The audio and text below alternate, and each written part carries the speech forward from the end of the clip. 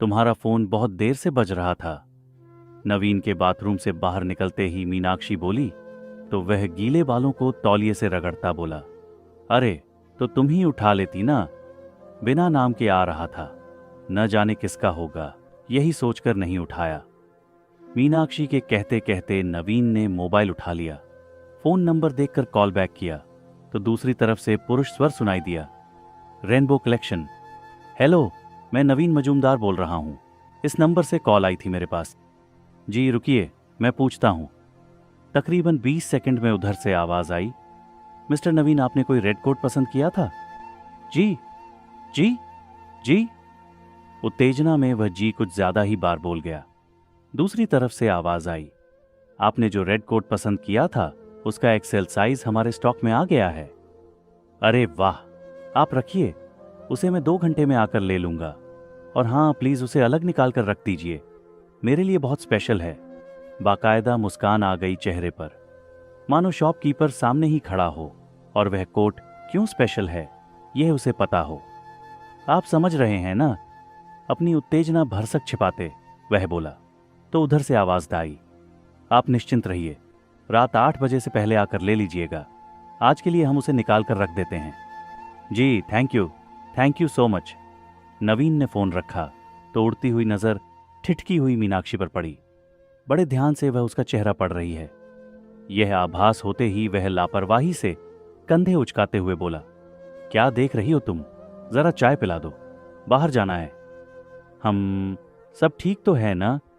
भेद लेने वाले भाव से उसने गहरी नजर से उसे देखा तो वह इत्मीनान जताते हुए बोला, हाँ हाँ सब ठीक है भाई। क्या था जिसे निकाल कर रखने को बोल रहे थे? अरे कुछ नहीं, पासबुक दे आया था अपडेट करने के लिए, वही लेने जाना है। पासबुक कहाँ और किसके पास दे आए? और आज बैंक जाओगे? इतवार के दिन बैंक खुलने लगी क्या? ओफो, तुम भी जासूस की खाला हो। मैंने कब कहा कि बैंक जाना है? आसिफ भाई की दुकान में दे आया था, वो कल बैंक जा रहे थे तो मैंने कहा मेरी भी पासबुक लेते जाओ, अपडेट करवा लेना। पासबुक लेने आसिफ भाई की दुकान जाऊंगा? अच्छा, तो आसिफ भाई का नंबर सेव नहीं है क्या? मैंने कब कहा आसिफ भाई का फोन था? उनका फोन नहीं था, उनकी दुकान के किसी कर्मचारी का था।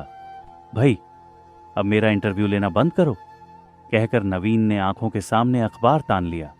पर अखबार तो बहाना था, दिल धक धक कर रहा था कि कहीं उसकी चोरी पकड़ी न जाए।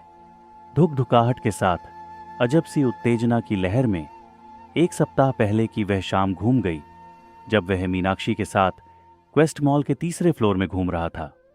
इधर उधर की दुकानों में विंडो शॉपिंग करने के बाद जब मीनाक्षी वॉशरूम गई, उस समय उसी फ्लोर पर उसकी नजर सामने रेनबो कलेक्शन के शोरूम पर चली गई। बाहर लगी मैनिक्यून ने रेड कोट पहना हुआ था। उस कोट को देखते ही उसका मन मचल गया और वह उस मैनिक्योर की ओर खींचा चला गया। मैनिक्वीन ने जो पहना था वह खूबसूरत कट वाला रेड कोट हूबहू वैसा ही दिखता था जैसा उसने सालों पहले मसूरी के मॉल रोड में देखा था। उसे मैनिक्यूइन को घूरते देख एक 20 से 22 साल की सेल्स गर्ल ने पास आकर बड़े अदब से पूछा, मे आई हेल्प यू सर? उसने अटपटाते हुए पूछा, ये कोट कितने का है? सर आप अंदर आइए, कोट की अच्छी रेंज आई है हमारे पास। न आप तो बस इसका प्राइस बता दीजिए जल्दी से। उसे हड़बड़ी में देख सेल्स गर्ल बोली, सर ये कोट की हायर रेंज है, 30,000 का है। 30,000 सुनकर टी शर्ट पसंद करती 2 लड़कियां चौंकी। उन्होंने भी कौतूहल से झांक कर मैनिक्यूइन की ओर देखा। आंखों में प्रशंसा के भाव भी आए, पर जल्द ही वह निर्विकार भाव लिए वहां से हट गईं और 20% डिस्काउंट वाले सेक्शन में अपने लिए पैंट्स और टी शर्ट देखने लगी। नवीन रेड कोट को हाथ से छूकर बोले, शानदार फैब्रिक। शीशे से बाहर नजर गई तो देखा मीनाक्षी वॉशरूम से बाहर आ चुकी थी और वह बेचैनी से इधर उधर ताक कर उसी की टोह ले रही थी। उनको ध्यान से देखिए, वो जो पीला शॉल ओढ़े हैं, ब्लैक कलर का सूट पहना है, कौन सा साइज आएगा? नवीन के कहने पर सेल्स गर्ल शरारत से हंसते हुए बोली, सर मैडम को लार्ज आ जाएगा, पर सेफ साइड एक्सेल बेटर रहेगा। एक साइज बताइए। सर सरप्राइज देना चाहते हैं तो उनका शर्ट या कुर्ता ले आइए, हम परफेक्ट साइज दे देंगे। पर सर, लार्ज एक्सेल में कलर ब्लैक है, रेड कलर में लार्ज एक्सेल तो हमारे स्टॉक में अभी नहीं है। यह सुनकर जिस तरह से उसका चेहरा बुझा, उसने सेल्स गर्ल के चेहरे की रौनक बढ़ा दी। दिन में 20 लोगों ने रेड कोट के दाम पूछे हैं, पर जिस तरह से नवीन ने वह रेड कोट खरीदने के लिए संजीदगी और तत्परता दिखाई थी, उसमें सेल्स गर्ल को सच्चाई नजर आई। महज कौतूहल के लिए दाम पूछने वाला वो नहीं लगा, इसलिए वह बोली, नेक्स्ट वीक इसका स्टॉक यदि आया तो मैं आपको कॉल कर दूंगी। यदि आया मत कहिए, आप प्लीज मंगवा लीजिए, मुझे ये रेड कोट चाहिए ही चाहिए। एक जिद्दी बच्चे सा वह बोला तो सेल्स गर्ल भरपूर मुस्कुरा पड़ी। श्योर सर, आप अपना नंबर लिखवा दीजिए। सेल्स गर्ल के कहने पर नवीन ने नंबर लिखवाया। आज उसी नंबर पर रेनबो कलेक्शन से कॉल आने पर नवीन बहुत खुश था। रेड कोट आज उसके हाथों में होगा। कितना इंतजार किया इसके लिए, पूरे 32 साल। ठीक ऐसा ही कोट देखा था मसूरी के मॉल रोड में। नवीन की आंखों के सामने अतीत के वो पल घूम गए। अपनी मंगनी के बाद अपनी बड़ी बहन के परिवार के साथ मसूरी गया था। वहीं घूमते हुए एक दुकान में मैनिक्योर को कोट पहने देखा। गले में फर, परफेक्ट शेप, बड़ी सी बेल्ट और बड़े बड़े शानदार बटन लगे उस रेड कोट को देख उसके कदम वहीं रुक गए। वह रेड कोट उसके मन में उतरता जा रहा था। नई नई मंगनी हुई थी, सो कल्पना में कितनी बार उस रेड कोट को मीनाक्षी को पहनाया और सराहा था। ए नवीन, क्या देख रहा है? दीदी के टोकने पर उसने खुद को रेड कोट के आकर्षण से मुक्त किया और चल पड़ा, पर रेड कोट ने उसका पीछा नहीं छोड़ा। दिलो दिमाग में वह कोट छा गया था। सिर्फ कोट ही नहीं, कोट पहने मीनाक्षी उसकी कल्पना में छा गई थी। बिल्कुल मेम साफ दिखती थी वो, पर उसकी नाजुक गर्दन को छूता हुआ कमाल ही लग रहा था। मॉल रोड में इधर उधर घूमने के बाद वह एक बार फिर पीछे लौटा और दुकान के बाहर खड़ा हो गया था। फिर बड़े संकोच से दुकानदार से पूछा, कितने का है ये कोट? क्यों रे नवीन, मेरे लिए ले रहा है क्या? ये साइज कुछ छोटा है, एक्सेल निकलवाओ। पीछे से दीदी ने आकर उसे छेड़ा तो वह झेंप गया। अच्छा लगेगा मीनाक्षी पर, ले ले। कितने का है ये कोट? दीदी ने पूछा तो सेल्समैन बोला, 2000। 2000? दीदी आश्चर्य से दोहरी हो गई। वह खुद भी कुछ सिटपिटा गया। जिस समय उसकी तनख्वाह 3000 थी, उस समय कोट का दाम 2000 सुनकर उसका मन बुझ सा गया। रहने दे नवीन, इतने में तो सोने का मंगलसूत्र आ जाएगा। वैसे भी शादी के बाद सोने की चीज देना अच्छा रहता है, कोट वोट देना अच्छा नहीं लगेगा। बाद में उसकी पसंद का खरीद देना। दीदी की तसल्ली पर उसने मन को समझा लिया और कोई चारा भी नहीं था। 2000? बाप रे! पर कोट अच्छा था। अच्छा ही नहीं, बहुत बहुत अच्छा था। पूरे मसूरी प्रवास में कोट न खरीद पाने का मलाल सालता रहा और वह मन को समझाता रहा। फिर भी फर वाला कोट न खरीद पाने की कसक मन में दबी रही।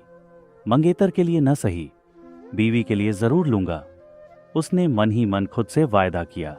शादी के बाद से अब तक न जाने कितने महंगे गिफ्ट दे डाले, बस ना दे पाया तो वैसा रेड कोट। मीनाक्षी, तुम विंटर्स के लिए एक कोट लो, एक बढ़िया कोट, एलिगेंट सा। ये कहने की हिम्मत सिक्त पे कमीशन के समय आई, जब तनख्वाह बढ़ गई थी। पर तब तो क्या करूंगी खरीद कर? 3 महीने की तो ठंड होती है, कितने महंगे भी होते हैं कोट। वह कहती तो कभी फिलहाल तो अंशुल और ईशा के लिए ब्लेजर खरीदने हैं। हर 3 साल में कलर चेंज कर देते हैं मुए स्कूल वाले। मीनाक्षी का केंद्र बिंदु बच्चे और घर गृहस्थी थी, तो वह भी नून तेल लकड़ी के फेर में कोई खासा जोर न दे पाता कि नहीं, कोट खरीदना ही है। वैसे बिना रेड कोट के भी उसकी मीनाक्षी उसे खूबसूरत लगती थी। बावजूद इसके वह जब भी किसी औरत को कोट में देखता, मसूरी वाला रेड कोट याद आ जाता और तब लगता ऐसा एक कोट उसकी मीनाक्षी के पास भी होना चाहिए। वह गाहे बगाहे बोल भी उठता कि वार्डरोब में ढेरों कपड़े हैं, पर कोट नहीं। पर मीनाक्षी ने कभी कोट खरीदा ही नहीं। समय के साथ साथ जाड़ों के हर ऑफ सीजन पर हाई नेक स्वेटर, कार्डिगन, गरम शॉल आदि के ढेर लगते चले गए। तब उसे भी महसूस हुआ कि एक कोट भी होना चाहिए। वह ऑफ सीजन में कोट की तलाश करती। पर उसका पसंद किया कोई कोट नवीन को नहीं सुहाता। कभी उनका कपड़ा अच्छा नहीं लगता तो कभी शेप। मीनाक्षी पहनती तो वह मुंह बना देता। कल्पनाओं में रेड कोट पहने मीनाक्षी की बात ही और थी।